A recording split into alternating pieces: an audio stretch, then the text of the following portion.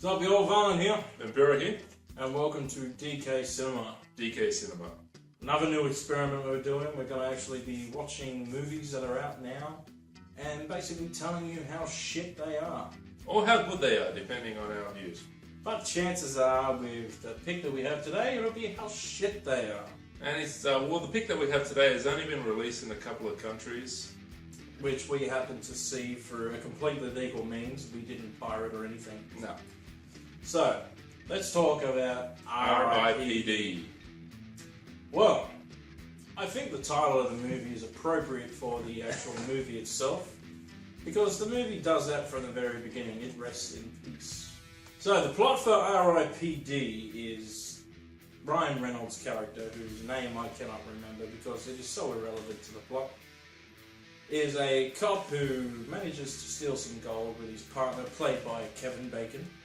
Awesome actor. Who then later betrays him and shoots him, and he dies, and then seemingly sucked up into a vortex and thrown into an office where he's told that he has to serve on the R.I.P.D. The Rest in Peace Department. for 100 years, I think it was. Yeah, it was 100 years. That's basically the general term. And he was being teamed up with a hillbilly played by Jeff Bridges. Now, shenanigans ensue, buddy cop comedy style. Ends up being a whole end of the day sort of situation, you know, end of the world type thing that they have to prevent.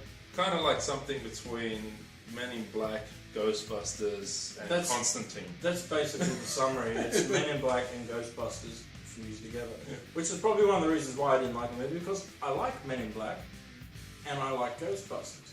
So, you put the two together, you're just butchering it, in my opinion.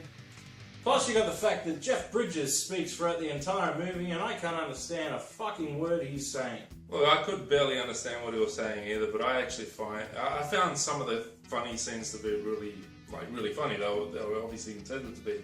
The fact that, you know, Ryan Reynolds' character, when he's in the real world, is basically this old Asian guy. I found that stupid, to be honest. Yeah. Especially the fact that Jeff Bridges, who's playing an old cowboy who would have beat the shit out of a homosexual, is basically in everyday life walking around as a woman and proud of it. A hot blonde woman too. And he's proud of it, and he likes the fact that other men are checking him out. It goes against the character, you know, it's stupid. And then at the end of the film, Ryan Reynolds gets a new form, and it's like a Girl Scout. Yeah. So I'm just like, it's ridiculous. I think it was meant to be ridiculous. I don't think it was meant to be taken too seriously. It did have a serious section to it, especially like, you know, Ryan Reynolds, he's still coping with the fact that he died, you know, and betrayed by his friend, pretty much his former partner. Who turns out to be the big bad in the film, who's trying to bring about like the end of days. But in any case, I mean, like, you know, I know that's a serious part. He's trying to cope with that. He's trying to get back to his wife and, you know, make her realise that he's still around and stuff like that.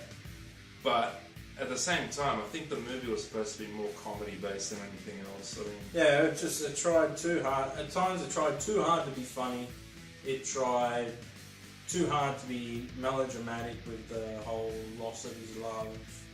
The special effects, let's talk about the special effects. I think the special effects were shit. I think none of it looked real in the slightest.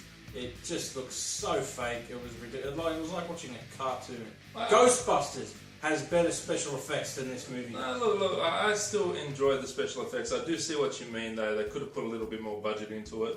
They could have made it look remotely real. Yeah, but like given the fact that I'm pretty sure the budget was, you know, it was big budget, but it wasn't as big as something like what you expect with like Men in Black or something like that. You know, so I think given whatever the budget they were given, I mean, like for starters, Ryan Reynolds and Jeff Bridges would have taken most of that anyway.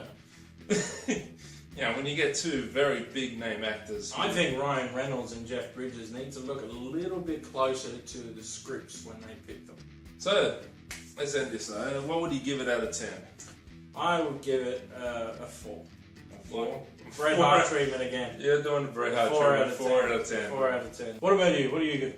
Oh, look, I still enjoyed it. I mean, yes, special effects, it wasn't all that great, but I still give it at least a 6. So there you have it. You got 6 and the Bret Hart 4. So there you have it. That's R.I.P.D. May it rest in peace forever. Until next time, I'm Varn. I'm Ben Vera. Make sure you subscribe for the future videos, and we'll see you next time. Yep. That went well. Assuming the world don't end.